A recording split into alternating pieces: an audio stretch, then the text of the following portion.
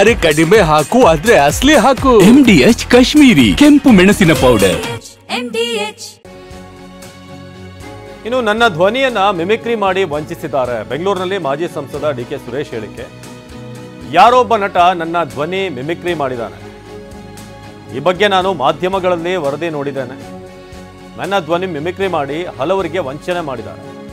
ಇನ್ನು ಧ್ವನಿ ಬಗ್ಗೆಯೂ ಕೂಡ ಪೊಲೀಸರು ತನಿಖೆ ನಡೆಸುತ್ತಿದ್ದಾರೆ. ನನ್ನ ಧ್ವನಿಯನ್ನ ಮಿಮಿಕ್ರಿ ಮಾಡಲಾಗಿದೆ, ಅನುಕರಿಸಲಾಗಿದೆ. ಇದರ ಬಗ್ಗೆ ಕೂಡ ಪೊಲೀಸರು ವಿಚಾರಣೆ ನಡೆಸಿದ್ದಾರೆ ಅಂತ ಸುರೇಶ್ ಹೇಳಿದರು.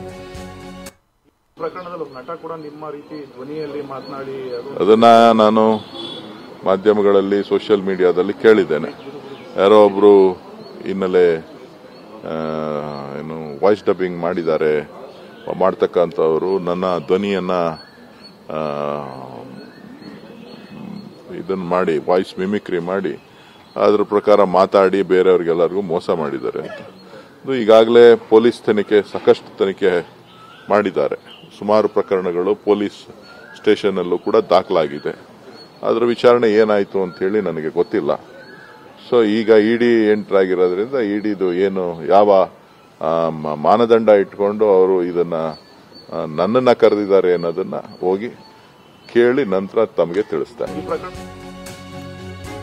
ಇನ್ನು ಶಾಂತಿನಗರ ಇಡಿ ಕಚೇರಿ ಬಳಿ ಪೊಲೀಸ್ ಬಂದೋಬಸ್ತ್, 100ಕ್ಕೂ ಹೆಚ್ಚು ಪೊಲೀಸ್ ಸಿಬ್ಬಂದಿ ಭದ್ರತೆಗೆ ನಿಯೋಜನೆ.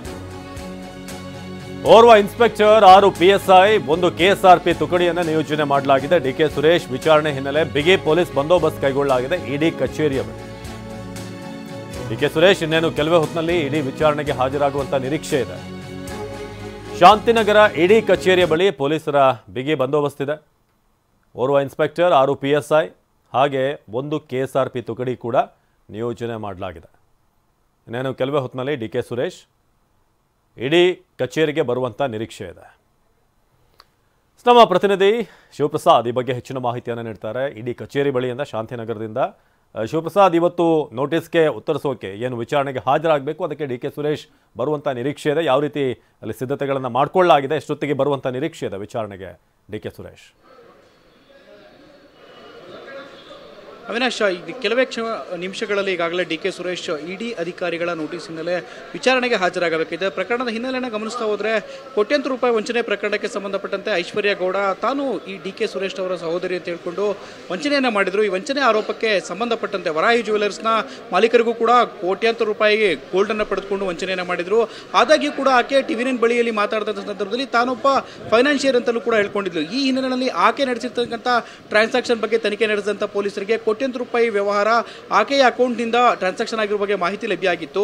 ಈ ಹಿನ್ನೆಲೆಯಲ್ಲಿ ಆಕೆ ಡಿಕೆ ಸುರೇಶನ ಹೆಸರು ಬಳಸಿಕೊಂಡು ಆತರ ಸಹೋದರಿ ಅಂತ ಹೇಳಿಕೊಂಡು ವಂಚನೆ ಮಾಡಿದಂಥ ಹಿನ್ನೆಲೆಯಲ್ಲಿ ಈಗಾಗಲೇ ಪ್ರಕರಣವನ್ನು ಕೂಡ ಇಡಿ ಅಧಿಕಾರಿಗಳು ಗಂಭೀರವಾಗಿ ಪರಿಗಣಿಸಿ ಕೇಸನ್ನು ಕೂಡ ದಾಖಲು ಮಾಡಿಕೊಂಡಿದ್ರು. ತನಿಖೆಯನ್ನು ನಡೆಸಿದಂಥ ಪೊಲೀಸರು ಈಕೆ ಮಾಡಿರತಕ್ಕಂಥ ಅವ್ಯವಹಾರಕ್ಕೆ ಸಂಬಂಧಪಟ್ಟಂತೆ ಐಟಿ ಹಾಗೂ ಇಡಿ ಅಧಿಕಾರಿಗಳಿಗೂ ಕೂಡ ಪತ್ರವನ್ನು ಬರೆದಿದ್ರು.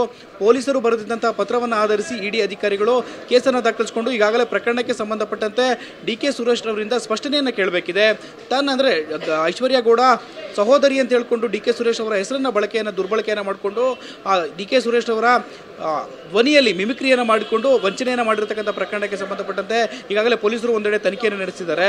ಅದರ ಭಾಗವಾಗಿ ಆಕೆ ತನ್ನ ಅಕೌಂಟ್ ಮೂಲಕ ಟ್ರಾನ್ಸಾಕ್ಷನ್ ಮಾಡಿರತಕ್ಕಂಥ ಹಣಕಾಸಿನ ವ್ಯವಹಾರಕ್ಕೆ ಸಂಬಂಧಪಟ್ಟಂತೆ ಡಿಕೆ ಸುರೇಶ್ ಅವರಿಗೆ ಏನಾದರೂ ಸಂಬಂಧ ಇದೆಯಾ ಅಥವಾ ಡಿಕೆ ಸುರೇಶ್ ಅವರಿಗೆ ಯಾವ ರೀತಿ ಆಕೆ ಪರಿಚಯ ನಡೆಸಿದ್ರು ಅನ್ನೋದ್ರ ಬಗ್ಗೆ ಒಂದಷ್ಟು ಮಾಹಿತಿಯನ್ನು ಈಗಾಗಲೇ ಪಡೆದುಕೊಳ್ಳುವಂಥ ಸಲುವಾಗಿ ಇಡಿ ಅಧಿಕಾರಿಗಳು ನೋಟಿಸನ್ನು ನೀಡಿರತಕ್ಕಂಥದ್ದು.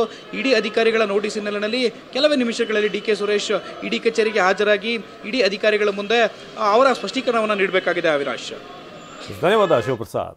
MDH ನ ಕಿಚನ್ ಅಲ್ಲಿದ್ರೆ ನಾವು ಎಲ್ಲವನ್ನು ಮಾಡಬಹುದು. ಬೆಂಗನ್ ಕಾ ಬರ್ತಾ, ಆಲೂ ಗೋಬಿ, ಭಿಂಡಿ ಮಸಾಲಾ, ಇನ್ನೂ ಬಹಳಷ್ಟು.